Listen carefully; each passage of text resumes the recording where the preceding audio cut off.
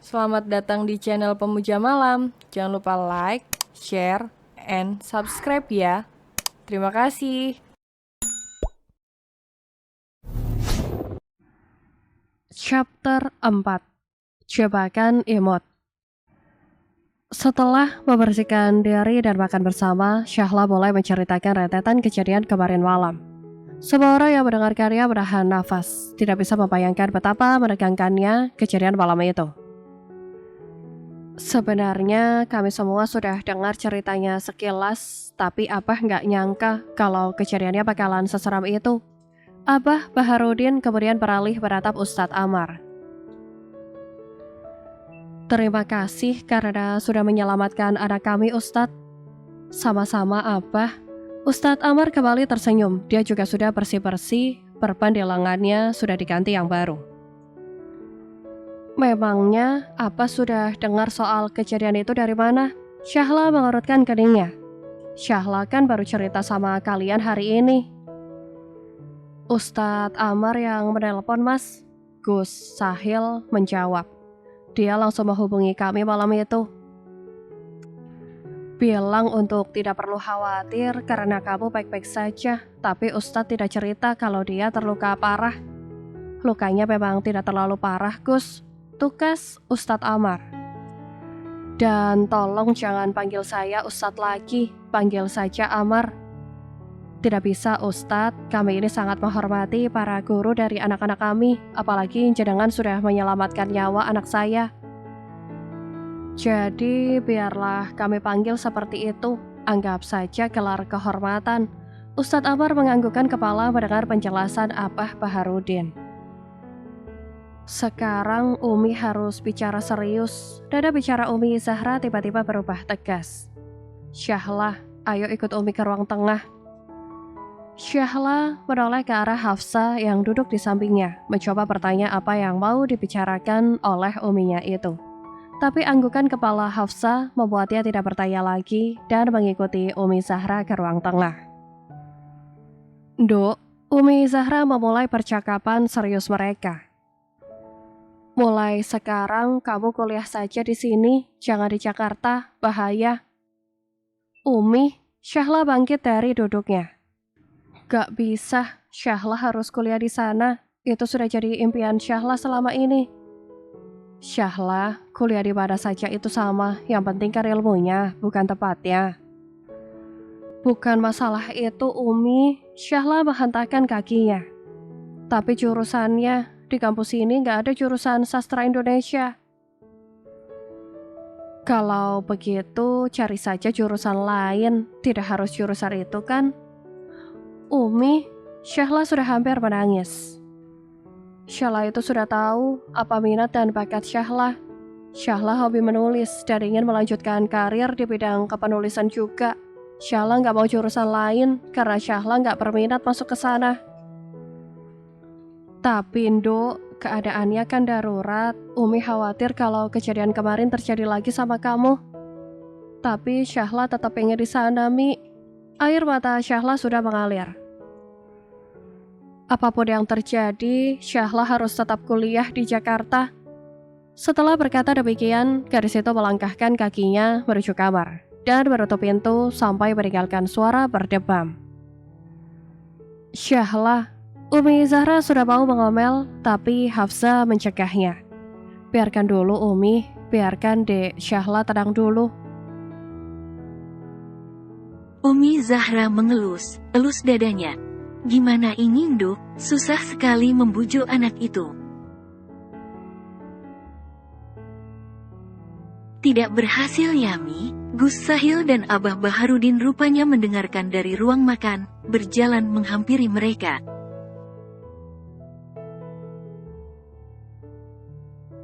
Syahla memang anak yang berpendirian kuat.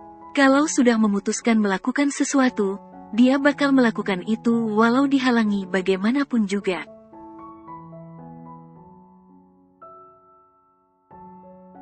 Semua orang menghela napas berat. Kalau begitu, bagaimana kalau dia cuti kuliah dulu? Setidaknya sampai kerusuhan di Jakarta mereda dan bisa dipastikan keadaannya aman. Hafsa menggelengkan kepala mendengar pendapat sang suami. Tidak mungkin Mas Gus. Saya lihat sendiri bagaimana perjuangan Dek Syahla untuk masuk ke kampus itu. Dia belajar setiap hari, mengerjakan latihan soal sampai lupa makan, dan akhirnya diterima di jurusan yang dia impikan. Kalau tiba disuruh cuti saat sedang semangatnya begini, saya juga merasa kasihan. Terus bagaimana? Umi Zahra memijit kepalanya yang terasa pusing. Memangnya ada solusi lain? Semua orang terdiam, sibuk memikirkan solusi yang tepat. Kalau boleh berpendapat, suara Ustadz Amar memecah keheningan di dalam ruangan itu. Sebenarnya saya punya satu solusi. Coba Abah saja yang bilang. Umi Zahra menarik Abah Baharudin agar mendekat ke pintu kamar putri bungsunya. Jangan Mi, Abah Baharudin bergegas mundur, kemudian mendorong putranya agar mendekat. Sahil saja, kok jadi aku tuh Bah? Mana mau Syahla mendengarkanku? Coba kamu saja. Syahla lebih menurut sama kamu ketimbang sama aku.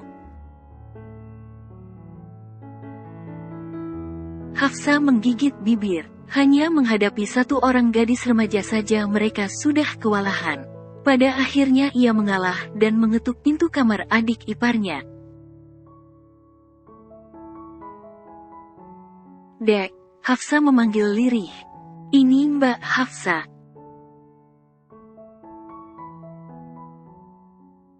Syahla sebenarnya sudah mendengarkan perdebatan mereka dari dalam kamar. Hanya saja ia masih merasa marah, pura-pura tidur. Dek, Syahla masih tidak mau membukakan pintu untuk kakak iparnya itu. Meskipun dia sangat menyukai Hafsa, Syahla bisa menebak ke arah mana pembicaraan mereka nanti.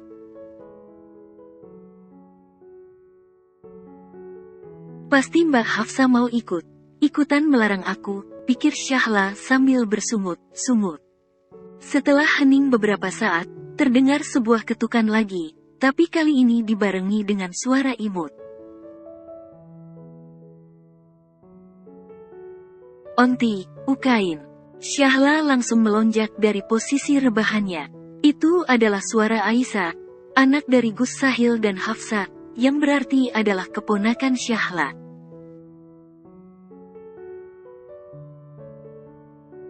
Usianya masih 1 tahun, maka tak heran kalau pengucapannya masih kurang jelas. Onti, ini Aika.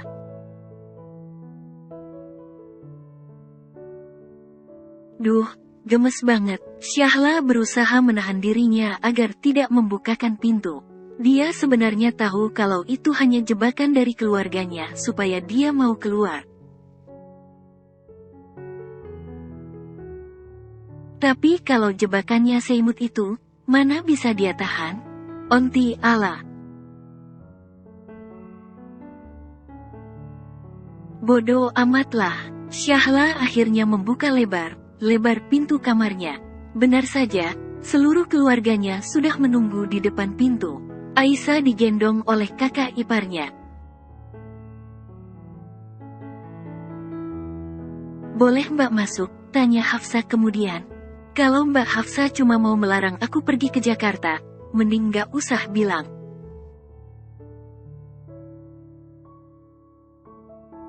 Tukas Syahla to the point. Ia duduk di sisi ranjang dengan tangan terlipat di depan dada, sementara kakak iparnya duduk di kursi belajar.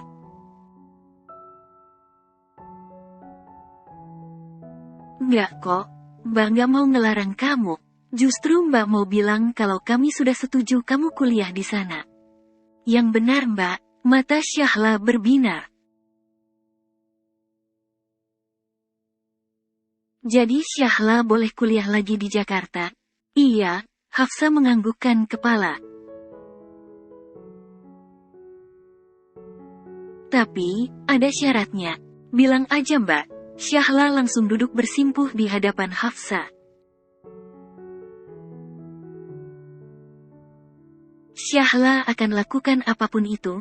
Tapi, Hafsa menggigit bibirnya ragu.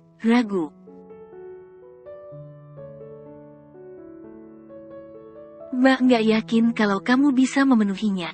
Tenang saja Mbak, Syahla akan melakukan apapun. Asalkan Syahla beneran bisa kuliah di Jakarta.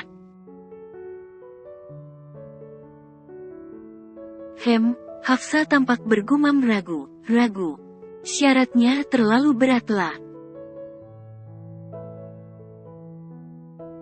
Udah Mbak, ngomong aja, nggak apa-apa. Jangan bikin penasaran, ih. Jadi, syaratnya, Hafsa menghela napas terlebih dahulu sebelum melanjutkan. Syahla, harus menikah. Syahla ngorek telinganya, memastikannya gendang telinganya tidak salah dengar.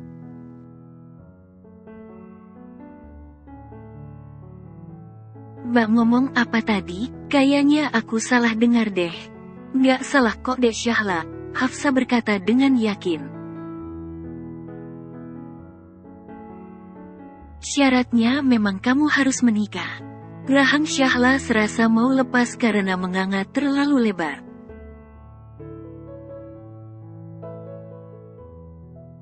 Mbak nggak lagi bercanda kan? Hafsa menggelengkan kepalanya. Mbak seriuslah. Hahaha, Syahla tertawa terbahak-bahak. Solusinya aneh banget deh. Apa hubungannya coba kuliah di Jakarta sama nikah? Nggak nyambung sama sekali Mbak. Nyambung kok dek. Hafsa membimbing Syahla agar berdiri dan menggenggam tangannya. Kamu tahu kan, apa alasan Umi melarang kamu kuliah di Jakarta? Itu kan karena insiden yang terjadi sama kamu kemarin.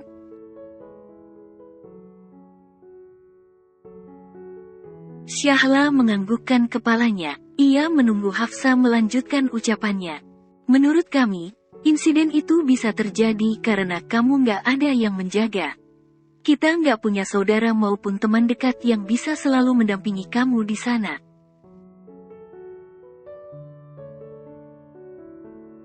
Jadi, kalau kamu menikah, setidaknya ada satu orang yang selalu berada di samping kamu setiap hari. Oke, Syahla mulai mengerti.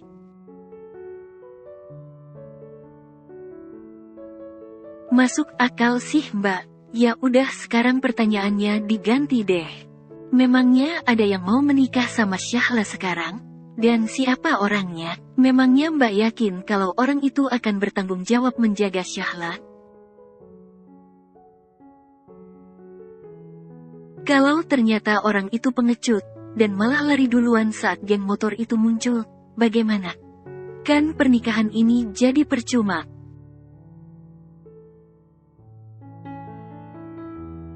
Orangnya sudah ada kok, dan kami yakin dia bakalan bertanggung jawab.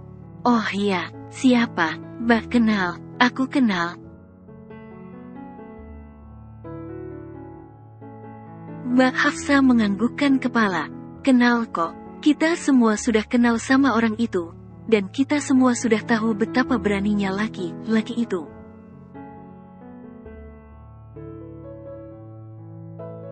Siapa? Syahla mencoba mengingat.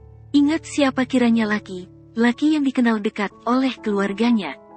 Tapi tetap saja tidak ada satupun nama yang bisa ia pikirkan.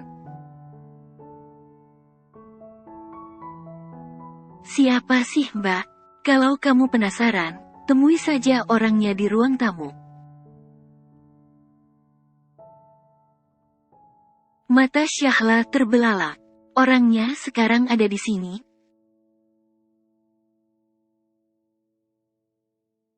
Hafsa kembali menganggukkan kepalanya. Kalau nggak percaya, lihat saja sendiri.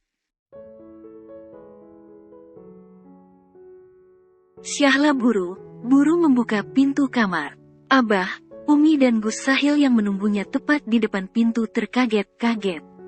Tanpa basa-basi, gadis itu langsung melangkahkan kakinya dengan cepat ke ruang tamu. Sampai di ruang tamu, hanya ada Ustadz Amar yang terlihat sedang membuka kulit kacang. Kedatangan Syahla yang terburu-buru membuat aktivitasnya seketika berhenti.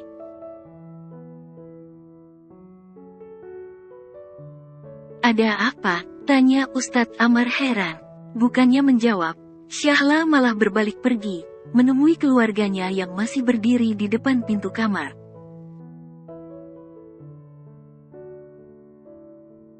"Mana orangnya, Mbak? Nggak ada siapa di sana?" Hafsa kemudian meraih bahu Syahla dan mendorongnya kembali ke ruang tamu. "Nggak ada siapa bagaimana sih, Dek? Lah itu orangnya di depan kamu." Mata Syahla membola, jari telunjuknya dengan perlahan mengacung ke depan. "Maksud Mbak, Ustadz Amar?" "Iya." Hafsa tersenyum lebar. "Dia adalah orang yang akan menikah sama kamu." "Tunggu." Syahla mengangkat tangannya, kemudian menarik Mbak Hafsa kembali ke belakang. "Ikut aku, Mbak." Mbak Hafsa mengikuti adik iparnya dengan kening berkerut.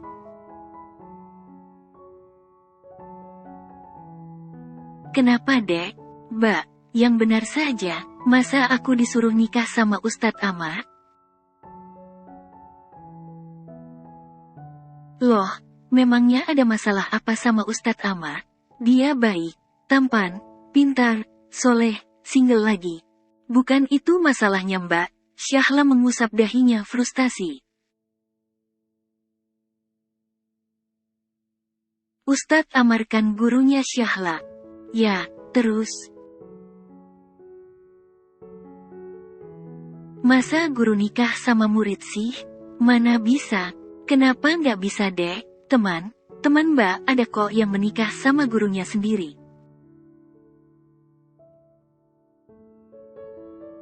"Ya, tapi kan," Syahla sampai kehilangan kata. "Ini tuh Ustadz Amar, Mbak, bukan Ustadz biasa. Lagian mana mau Ustadz Amar menikah sama aku?" "Dia mau kok, justru malah Ustadz Amar yang menawarkan pernikahan ini." "Hah?" Syahla kembali heh-hoh.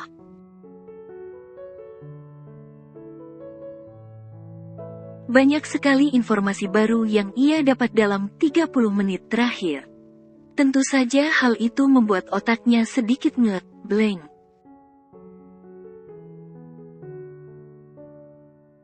"Kalau nggak percaya, tanya saja langsung." Syahla kembali melangkahkan kakinya ke ruang tamu. Ia berdiri tepat di depan Ustadz Amar yang masih memegang kulit kacang.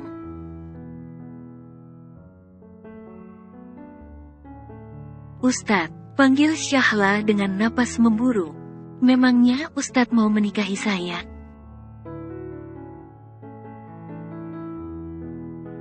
Ustadz Amar menaruh terlebih dahulu kulit kacang dari tangannya ke asbak di atas meja. Ia menganggukkan kepala sebagai jawaban dari pertanyaan Syahla. "Saya mau menikahi kamu, Syahla." "Ustadz bercanda ya? Ini tuh pernikahan lo, Ustadz, bukan main rumahan."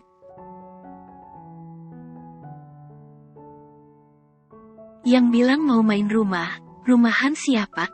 Suara Ustadz Amar tetap terdengar tenang meskipun lawan bicaranya berapi-api. "Saya juga serius dengan pernikahan ini." "Kenapa? Memangnya apa untungnya buat Ustadz?" "Kalau untungnya sih tetap ada. Karena umur saya yang sudah hampir 30 dan belum menikah, keluarga saya mendesak untuk segera mencarikan menantu."